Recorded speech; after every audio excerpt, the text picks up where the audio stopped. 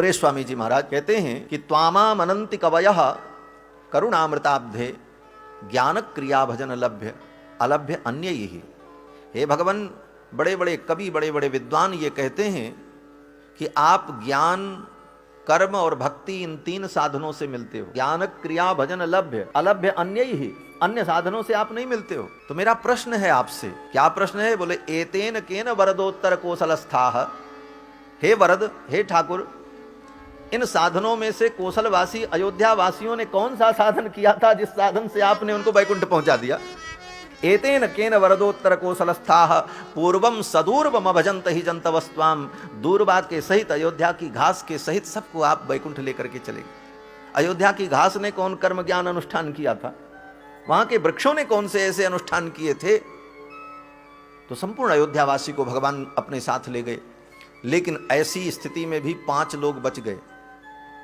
कौन कौन नहीं गए? बोले एक विभीषण जी नहीं गए, और बोले एक हनुमान जी नहीं गए, और एक जामवंत जी नहीं गए, और एक द्विविद नहीं गए, और एक मयंद नहीं गए। इन 5 लोगों को भगवान साथ नहीं ले गए। अब 5 लोग भगवान के साथ नहीं गए। इतनी बड़ी वैकुंठ यात्रा भगवान की हो रही है, जिस वैकुंठ को प्राप्त करने के लिए बड़े बड़े योगी, अमलात्मा, महात्मा लोग साधन करते हैं, और अयोध्या की घास तक को वैकुंठ मिलने जा रहा है, और ऐसे अवसर पर ये 5 लोग वंचित हो गए। इन 5 लोगों को वैकुंठ नहीं मिला, ये वैकुंठ नहीं गए। कारण क्या था? बोले 5 के कारण अलग अलग थे। विभीषण जी को तो इसलिए भगवान लेकर के नहीं गए कि विभीषण भी कामना के कारण बंधन में पड़ चुके थे। कथा में मैंने निवेदन किया था कि विभीषण जी जब भगवान के पास आए थे तो उनके मन में कामना थी कि जैसे भगवान ने बाली को मार दिया, सुग्रीव को राज्य दे दिया, उसी प्रकार रावण को मार देंगे, लंका का राज्य मुझे मिल जाए। ये कामना लेकर के आए थे। और कछु प्रथम वासना रही, वासना थी। आते ही भगवान ने राज तिलक कर दिया और लंकेश बना दिया।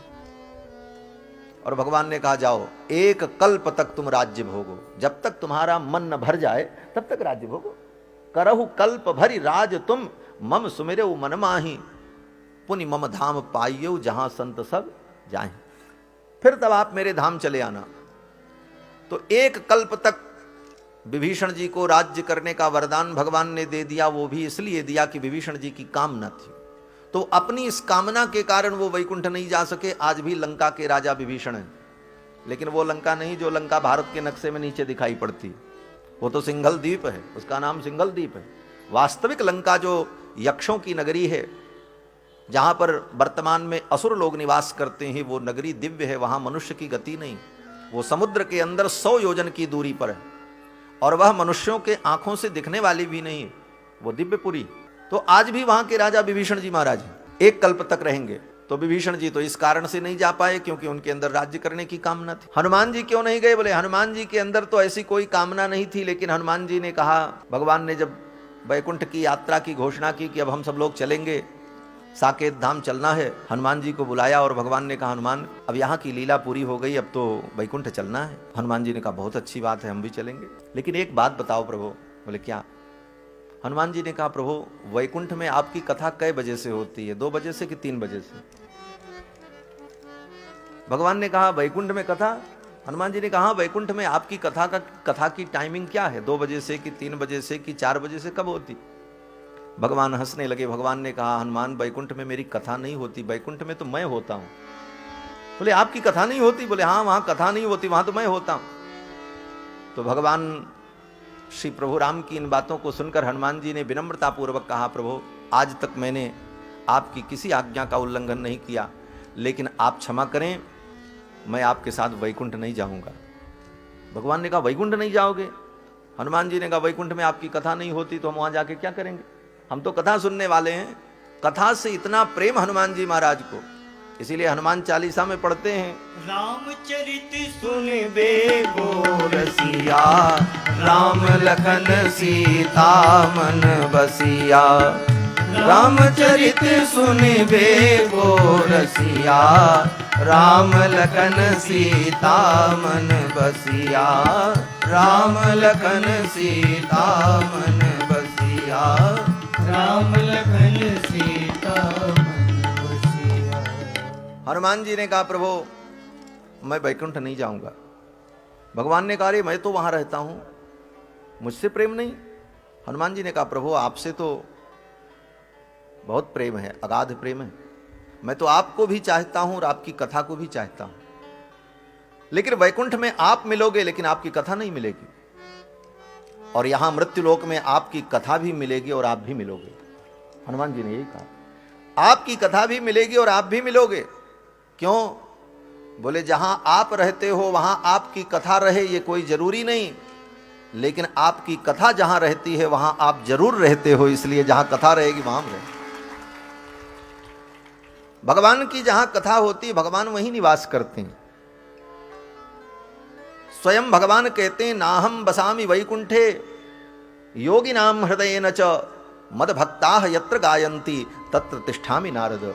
हे नारद, मेरे भक्त जहां मेरा गुणगान करते हैं मैं वहीं निवास करता।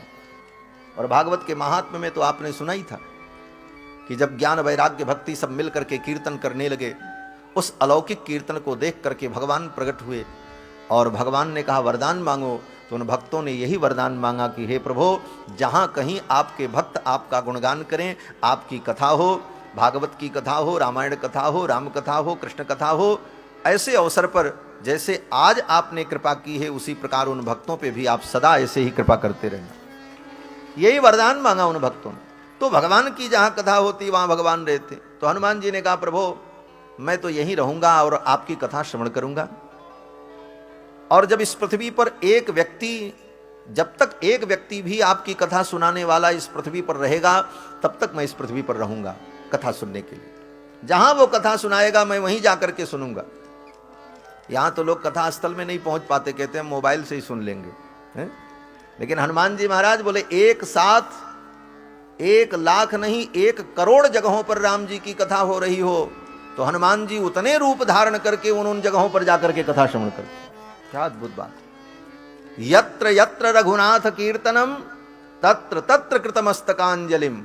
इसका अर्थ यही है कि 1 लाख 1 करोड़ जगह पर भी अगर राम कथा हो रही है, भगवान की कथा, तो हनुमान जी सब कथाओं में पहुंच जाते हैं किसी न किसी रूप में और जाकर के कथा श्रवण करते। यत्र यत्र रघुनाथ कीर्तनम तत्र तत्र कृतमस्तकांजलिम वाष्पवारी परिपूर्ण लोचनम मारुतिम नमत राक्षसांतकम।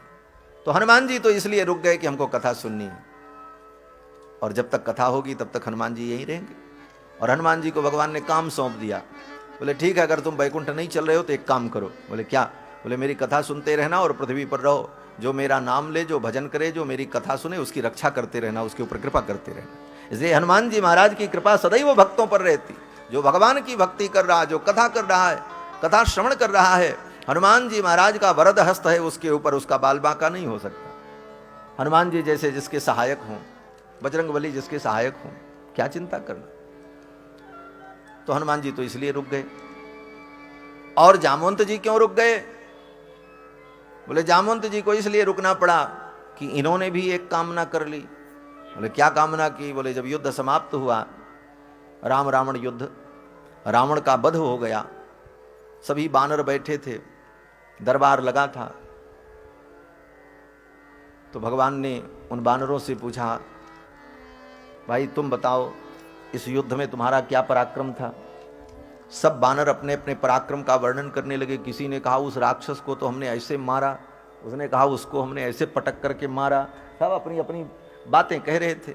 भगवान सुन सुन करके आनंदित हो रहे थे उन बानरों की वार्ता को। क्रम चलता रहा। जब जामवंत जी के पास क्रम पहुंचा तो जामवंत जी से भगवान ने पूछा, जामवंत जी आपने अपना कोई संस्मरण नहीं सुनाया?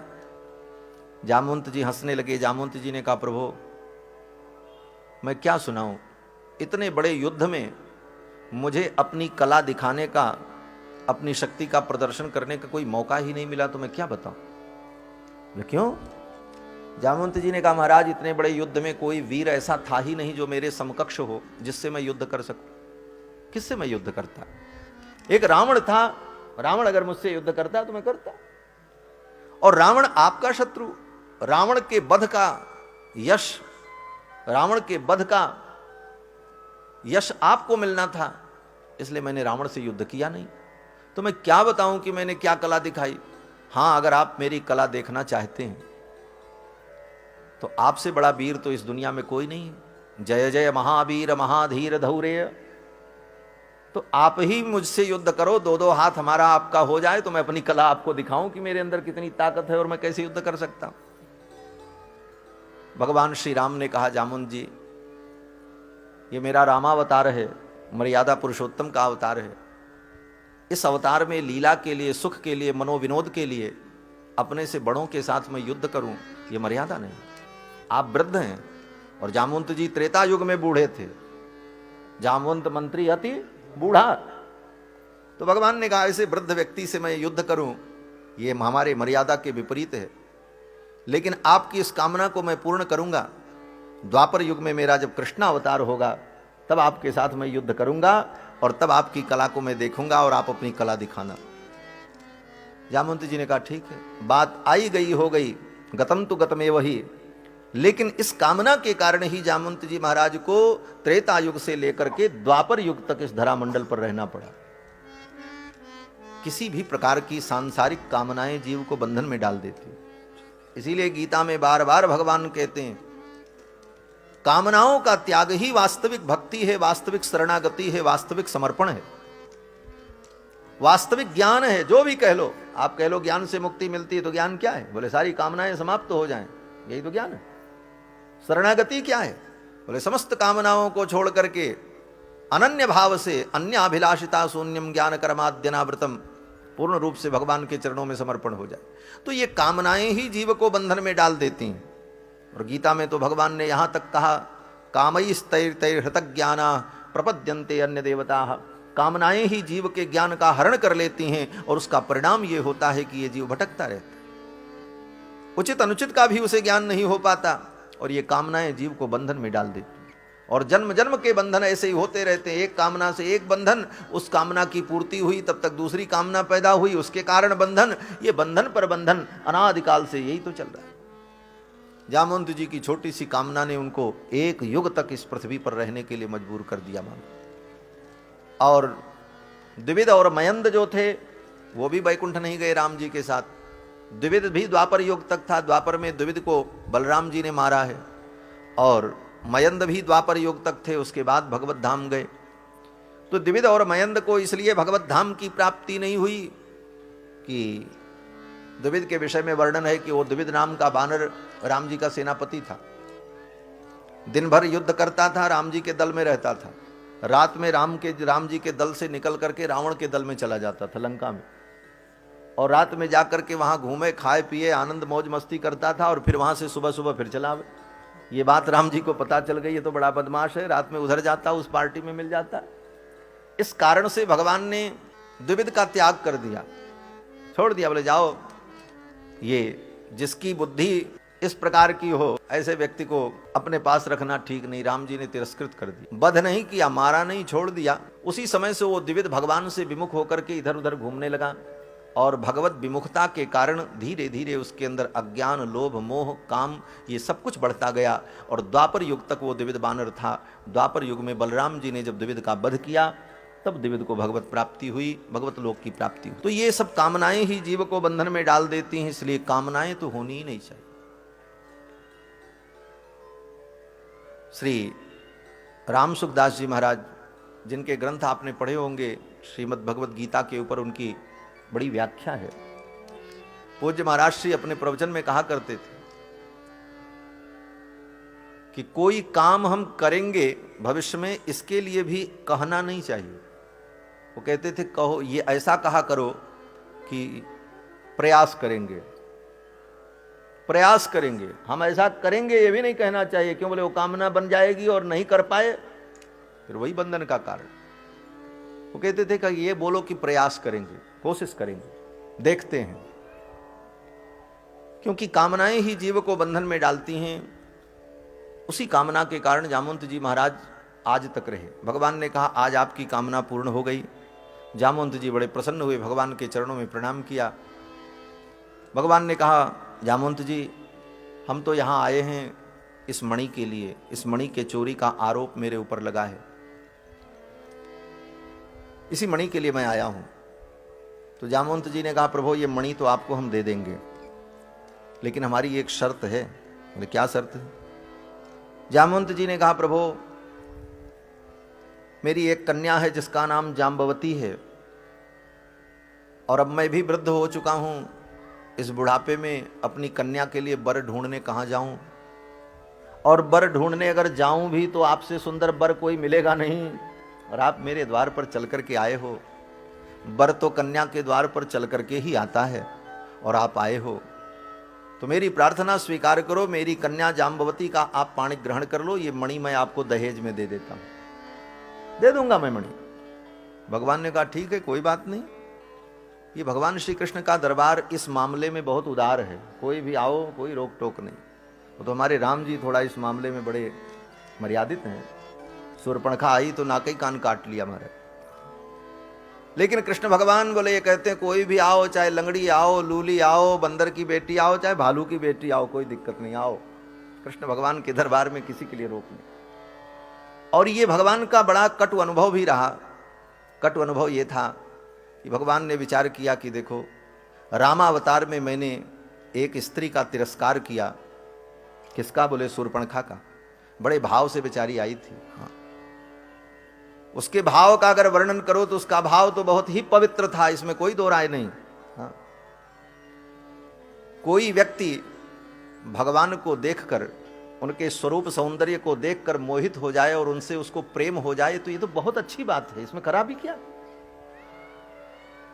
गोपियों ने भी तो यही प्रेम किया। अगर भगवान के सौंदर्य को देख करके शूर्पणखा पागल हो गई और वो कहती है कि तोसम पुरुष न मौसम नारी, यह संजोग विधि रचा बिचारी, तो उस बिचारी की इस बात में दम है। कहती ठीक बात है, अरे भगवान को देख करके कोई मोहित हो जाए तो ये अच्छी बात है। और आज भी उस शूर्पणखा के भाव को लोग रोज स्मरण करते। महाराज राम रक्षा स्तोत्र में जब पाठ करते हैं तो शूर्पणखा ने अपने भाई खरदूषण से जो कहा था भगवान के सौंदर्य का वर्णन करते हुए, उन्हीं श्लोकों को राम रक्षा स्तोत्र में रोज पाठ करते हैं। तरुणौ रूप संपन्नौ सुकुमारौ महाबलौ पुंडरीक विशालाक्षौ चीर कृष्णाधिनांबरौ फलमूलासनौ दान्तौ तापसौ ब्रह्मचारिणौ। शूर्पणखा जब खरदूषण के पास पहुंची तो यही कहा कि जिसने मेरा नाक कान काटा वो बड़े सुंदर हैं।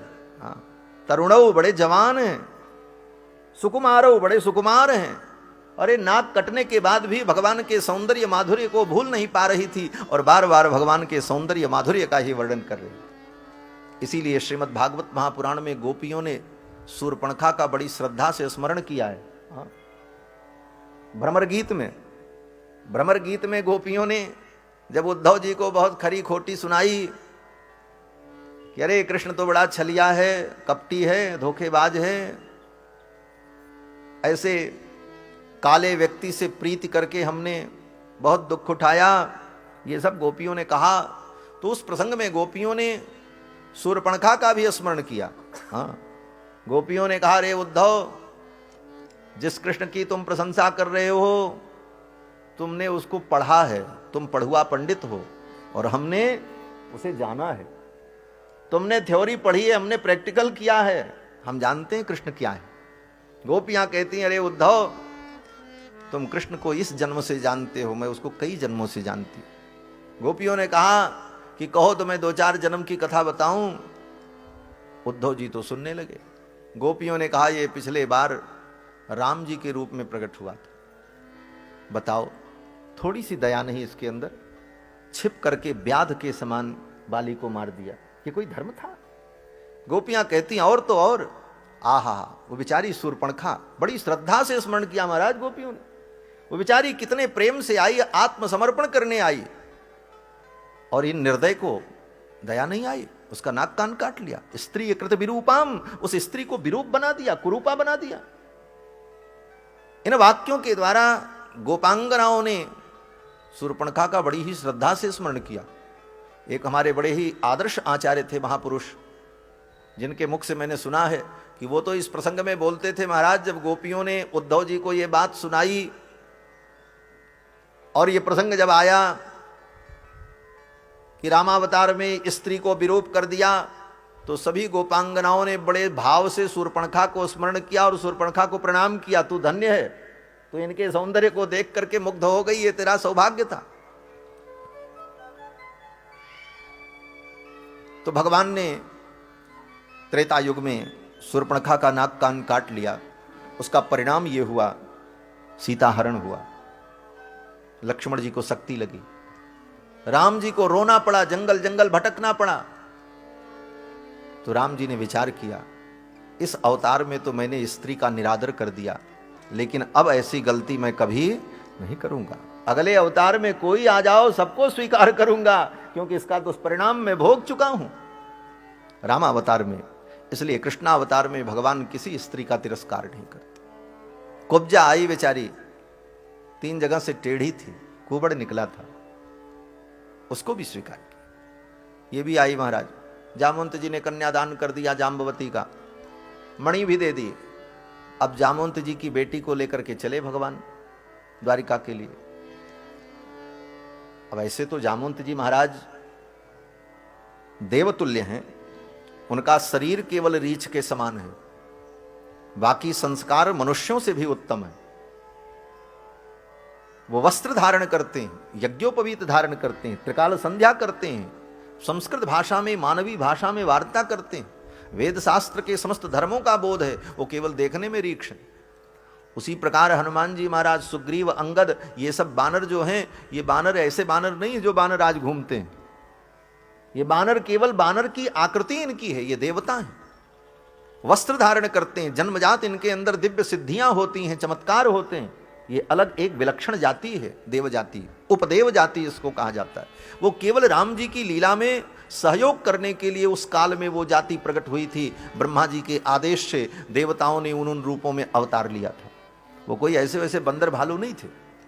तो जामवंत जी महाराज की जो बेटी, वो दिव्य देवी के समान थी। ऐसा नहीं था कि वो भालू की आकृति में थी, लेकिन भक्तों के बड़े भाव होते हैं। एक भक्त कहते थे कि भालू की बेटी तो भालू ही होती। तो जामवंती जो थी, वो जाम्बवती जी भालू के ही समान थी। भगवान लेकर के तो चले, लेकिन फिर सोचने लगे अब द्वारिकापुरी लेकर के जाएंगे, लोग क्या कहेंगे, कहाँ से जंगली भालू पकड़ करके ले आए भालू की बेटी। तो भगवान ने कहा जाम्बवती से, अपना पीतांबर दिया, कहा लो इसको ओढ़ लो, और मैं जो कहता हूं वैसे वैसे करना। बोले ठीक। जाम्बवती जी को लेकर के जब द्वारिका आए तो भगवान ने कहा अर्धरात्रि में हम लोग महल में चलेंगे, और जैसे ही महल में घुसेंगे, दाहिने हाथ एक कक्ष है, महल में प्रवेश करते ही दाहिने हाथ पर एक कक्ष है, आप उस कक्ष में चली जाना और भीतर से जाकर के कक्ष को बंद कर लेना। कोई कितना भी कहे तो दरवाजा मत खोलना, जब मैं कहूंगा तब खोलना। जाम्बवती ने कहा ठीक। अब जाम्बवती को अपना पीतांबर उड़ा करके भगवान लेकर के आए। जब द्वारिका में प्रवेश किया रात्रि के 12 बजे, सब लोग तो सो गए थे। रुक्मिणी जी को नींद नहीं आ रही थी। 28 दिन हो गए प्रभु गए हैं, अभी आए नहीं, कहाँ होंगे। आंगन में वो टहल रही थी, तब तक भगवान जाम्बवती को लेकर के पहुंचे। तो जाम्बवती को तो पहले ही सिखा रखा था कि भीतर जाते ही बगल वाले कक्ष में चली जाना और बंद कर लेना। अब वो पीतांबर ओढ़े हुए थी और फट से भीतर गई और कक्ष को बंद किया। रुक्मिणी जी ने हल्का सा देखा कोई आया है साथ में, और इधर कक्ष में गया, वो भी पीतांबर ओढ़े। उसका घूंघट दिख रहा था, कोई महिला जैसी दिख रही थी। दौड़ी दौड़ी रुक्मिणी जी आई, भगवान के चरणों में प्रणाम किया, कहा द्वारिकाधीश आप सकुशल तो? भगवान ने कहा सब ठीक है। रुक्मिणी जी ने कहा प्रभु आपके साथ कोई और आया है? भगवान ने कहा हाँ। बोले कौन है? भगवान ने कहा एक देवी हैं, मैं उनको लेके आया हूं। रुक्मिणी जी ने कहा मेरी सवत तो लाए हो क्या? वो तो अंदाजा लगी जाता है। रुक्मिणी जी ने कहा मेरी सवत लाए हो? बोले अभी यही समझ लो, और मैं कर भी क्या सकता हूं। रुक्मिणी जी ने कहा तो जरा मैं भी देखूं कि मेरे नाथ ने जिसको पसंद किया है वो कितनी सौभाग्यशालिनी होगी, साधारण तो नहीं हो सकती, मैं भी देखूं। तो भगवान ने कहा वो इसी कक्ष में है। रुक्मिणी ने जाकर के कहा देवी द्वार खोलो, मैं भी तो देखूं कि मेरी बहन कैसी है, ऐसी सौभाग्यशालिनी जिसको मेरे स्वामी ने स्वीकार किया है, वो भी धन्य ही होगी। रुक्मिणी जी द्वार खटखटाती रही, लेकिन जाम्बवती जी ने द्वार नहीं खोला। भगवान ने तो पहले ही सिखा रखा था खोलना मत। रुक्मिणी जी ने कहा प्रभु ये द्वार क्यों नहीं खोल रही? भगवान हंसने लगे। भगवान ने कहा देवी, आज मैं जिसे लेकर के आया हूं ना, वो इतनी सुंदर है, इतनी सुंदर है कि पूरे ब्रह्मांड में उसके जैसी कोई सुंदर स्त्री नहीं हो सकती, इसलिए वो किसी को अपना मुख दिखाना नहीं चाहती, इतनी सुंदर है। अब तो रुक्मिणी जी को ईर्ष्या होने लगी, मुझसे भी ज्यादा सुंदर है। तो भगवान ने कहा देवी आप तो सुंदर हो, इसमें कोई दो राय नहीं, लेकिन वो आपसे बहुत ज्यादा सुंदर है, आप तो उसके सामने कुछ नहीं हो। अब तो रुक्मिणी जी को और रोष आया, इतनी सुंदर। भगवान ने कहा हाँ देवी, वो तो आपसे कई गुना ज्यादा सुंदर है। रुक्मिणी जी को रोष आ गया और रुक्मिणी जी ने कहा अगर ऐसी बात है तो जाओ, मैं कहती हूं कितनी भी वो सुंदर क्यों न हो, लेकिन उसकी सुंदरता घट करके मेरे बराबर हो जाए, मुझसे ज्यादा न हो। रुक्मिणी जी ने कहा उसकी सुंदरता मेरे बराबर हो जाए, मुझसे ज्यादा न हो। भगवान ने कहा ऐसा ही होगा। फिर भगवान ने कहा जाम्बवती से अब द्वार खोलो। जाम्बवती ने जब द्वार खोला तो रुक्मिणी जी ने जब कह दिया कि मुझसे ज्यादा सुंदरता न हो, मेरे बराबर हो जाए, तो रुक्मिणी जी के बराबर सुंदरता हो गई जाम्बवती। जाम्बवती उतनी सुंदर। जब द्वार खुला और रुक्मिणी जी ने देखा जाम्बवती को तो देखती ही रह गई। रुक्मिणी जी ने कहा प्रभु आपने ठीक कहा था, मेरे कहने के बाद जब इतनी सुंदरता है तो पहले कितनी रही होगी? भगवान ने कहा पहले कितनी थी वो तो हमको पता है। इस प्रकार से भगवान रुक्मिणी जी को लेकर के आए ओ जाम्बवती को, और रुक्मिणी के वचनों के द्वारा जाम्बवती परम सुंदरी हो गई। और फिर जाम्बवती जी के साथ भगवान का विवाह संपन्न हुआ।